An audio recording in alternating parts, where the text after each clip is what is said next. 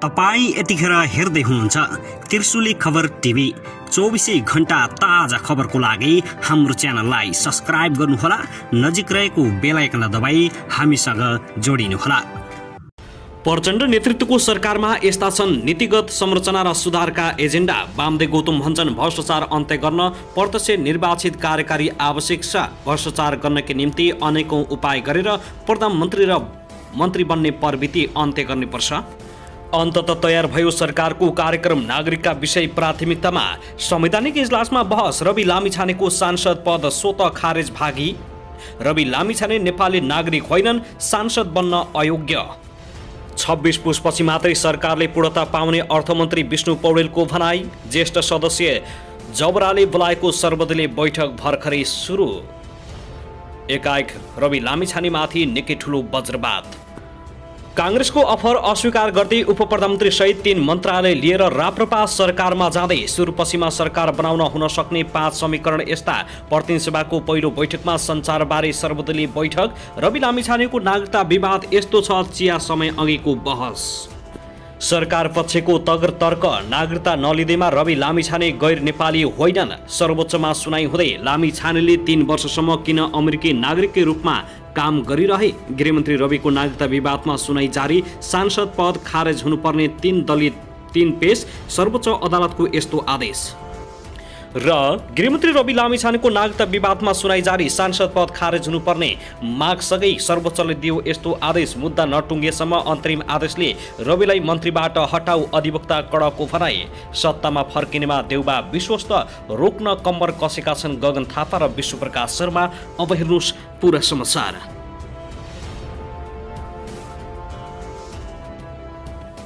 दर्शक महानुभाव नमस्कार, तपाईलाई हार्दिक स्वागत छ हाम्रो च्यानल त्रिशुली खबर ट्युबमा। यदि हाम्रो च्यानललाई अहिलेसम्म सब्स्क्राइब गर्नुभएको छैन भने सब्स्क्राइब गरी नजिक रहेको बेल आइकन दबाई हामीसँग जोडिनुहोला। दर्शक महानुभाव, फेरि पनि हामी तपाईहरुमाझ देशभरका विभिन्न समाचारका साथ उपस्थित भइसकेका छौं। यो भिडियोलाई अन्तिमसम्म हेरी हामी साथ दिनुहोला। दर्शक महानुभाव, हाम्रो मेहनतको लागि एउटा सानो लाइक गर्न भने नभुल्नुहोला। कहाँदै हेर्दै हुनुहुन्छ, के भन्न चाहनुहुन्छ, तपाईको मनमा लागेका प्रतिक्रिया कमेन्ट बक्समा छोड्न नभुल्नुहोला।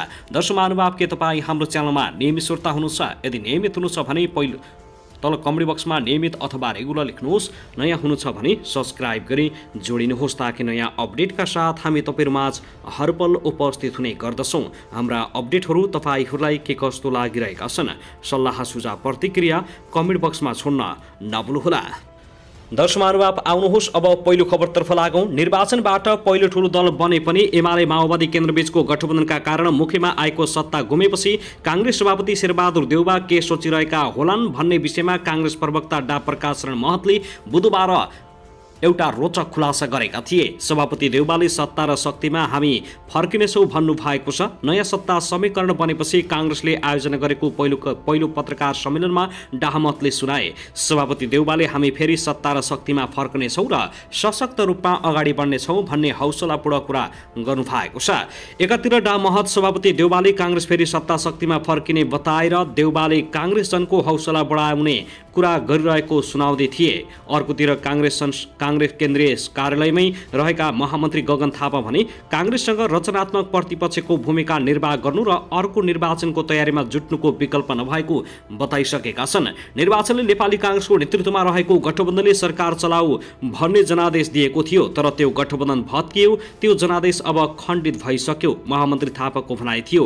हामी केन्द्र र प्रदेश दुवैतिर प्रमुख प्रतिपक्षको भूमिकामा पुगेका छौँ। अब रचनात्मक प्रतिपक्षको भूमिका निर्वाह गर्नु बाहेक दायाँ बायाँ कुरा हामीले सोच्नु हुँदैन।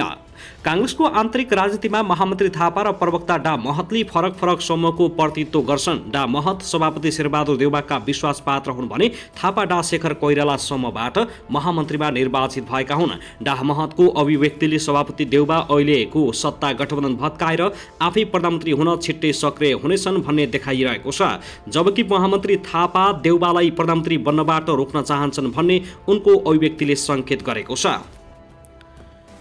दर्शक महानुभाव, त्यसैगरी नेकपा एमाले आफ्नो सरकार ढालेपछि सुरुष्ट बनेको नेपाली काङ्ग्रेसले पुष्पकमल दाहाल प्रचण्ड नेतृत्वको एमाले गठबन्धनको सरकार ढाल्न राष्ट्रिय प्रजातन्त्र पार्टी राप्रपाका अध्यक्ष राजेन्द्र लिगदेललाई प्रधानमन्त्रीको काउन्टर अफर गरेको छ। पुस 26 गते दाहालले संसदमा विश्वासको मत लिन लागेका बेला काङ्ग्रेसले लिगदेललाई प्रधानमन्त्रीको अफर गरेको हो।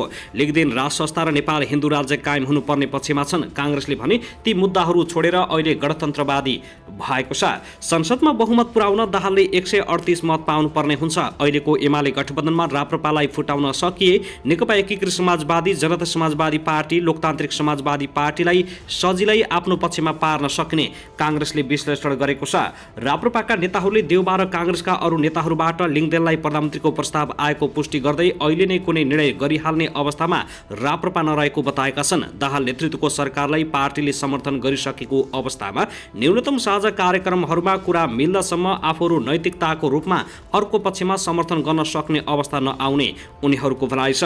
न्यूनतम साझा कार्यक्रमलाई आज अन्तिम रूप दिने तयारी गरिएको छ। काङ्ग्रेस सकेसम्म दाहाल नेतृत्वको सरकारलाई विश्वासको मत पुर्याउन नदिने योजनामा जुटिएको छ।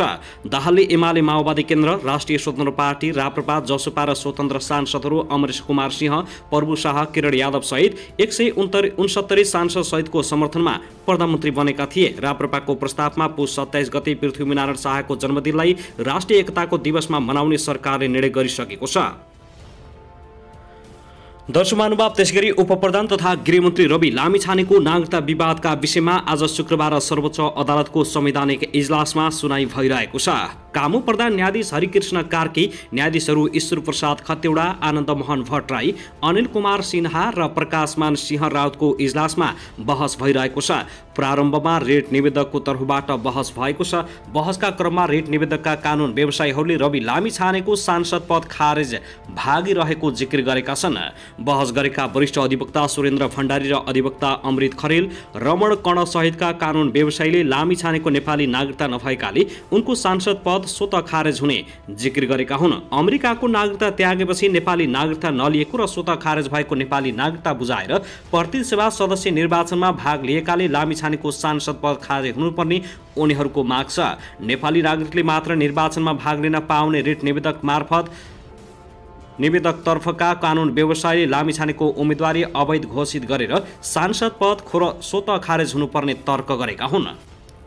दर्शक महानुभाव, त्यसगरी वर्तमान सत्ता गठबन्धनले सरकारका नीतिगत संरचना र सुधारका एजेन्डाको खाकालाई अन्तिम रूप दिँदैछ। नेकपा माओवादी केन्द्रका अध्यक्ष पुष्पकमल दाहाल प्रचण्ड नेतृत्वको सरकारले कार्यान्वयन गर्ने गरी नीतिगत संरचना र सुधारका एजेन्डाको खाका तयार पारेको हो। सत्तारूढ गठबन्धनमा आबद्ध घटक मिलेर सरकारको नीतिगत प्राथमिकता र कार्यक्रमको ड्राफ्ट तयार पारिएको हो, जसलाई अन्तिम रूप दिने तयारी भइरहेको छ। सही ड्राफ्टमा उल्लेख भए अनुसार नीतिगत तथा संरचनागत सुधारका केही बुँदा प्रस्ताव गरिएको छ, जस अनुसार अधिकार सम्पन्न उच्च स्तरीय आयोग गठन गरी त्यसको सुझाव र सिफारिस अनुरूप न्यायपालिकाको शुद्धिकरण र सुधार गर्ने एवं आम नागरिकले सहज, छरितो र निष्पक्ष न्याय पाउने सुनिश्चितता गर्ने मस्यौदामा उल्लेख गरिएको छ। त्यस्तै अख्तियार दुरुपयोग अनुसन्धान आयोग जस्ता न्यायात्मक निकायलाई कानुन, जनशक्ति, स्रोत र साधनसहित अधिकार सम्पन्न बनाई भ्रष्टाचार नियन्त्रण र सदाचारको प्रत्याभूति गर्ने, सार्वजनिक खरिद अनुगमन कार्यालय र राष्ट्रिय सतर्कता केन्द्रलाई परिणाममुखी र प्रभावकारी बनाउन आवश्यक सुधार गर्ने जनाइएको छ। संसदको पहिलो अधिवेशनबाट सार्वजनिक खरिद ऐन, राष्ट्रिय महत्त्वका पूर्वाधार आयोजनाको शीघ्र कार्यान्वयन सम्बन्धी ऐन, नागरिकता सम्बन्धी ऐन, नेपाल प्रहरी तथा प्रदेश प्रहरी समायोजन समेत ऐन, सार्वजनिक यातायात सेवा ऐन, स्थानीय प्रशासन ऐन, सङ्घीय निजामती सेवा ऐन, छाता विश्वविद्यालय ऐन लगायत ऐन तर्जुमा या विद्यमान ऐनमा समय अनुकूल परिमार्जन गर्ने जनाइएको छ। त्यसैगरी प्रतिनिधि सभाको पहिलो बैठक सञ्चालन बारे सङ्घीय संसद भवन बानेश्वरमा सर्वदलीय बैठक सुरु भएको छ। प्रतिनिधि सभाका ज्येष्ठ सदस्य पशुपति शमशेर जबराले बोलाएको बैठकमा दलका अध्यक्ष, प्रमुख सचेतक, प्रतिनिधिहरू सहभागी भएका छन्।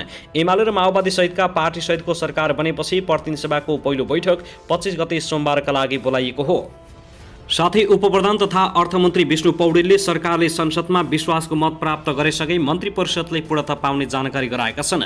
बिहिबार बसेको मन्त्री परिषदको बैठकका निर्णय शुक्रबार सार्वजनिक गर्दै पौडेलले सरकारले संसद मा विश्वासको मत प्राप्त गरिसके मन्त्री परिषदले पूर्णता पाउने बताएका हुन्। वर्तमान सरकार महत्त्वपूर्ण राष्ट्रिय अभिभार पूरा गर्न केन्द्रित भइरहेको मन्त्री पौडेलको भनाइ छ। सरकारले विश्वासको मत लिएर मन्त्री परिषदलाई पूर्णता दिने तयारी गरेको छ। प्रधानमन्त्री पुष्पकमल दाहाल प्रचण्डको भनाइ छ, वर्तमान सरकार केही महत्त्वपूर्ण राष्ट्रिय अभिभार पूरा गर्न केन्द्रित छौँ।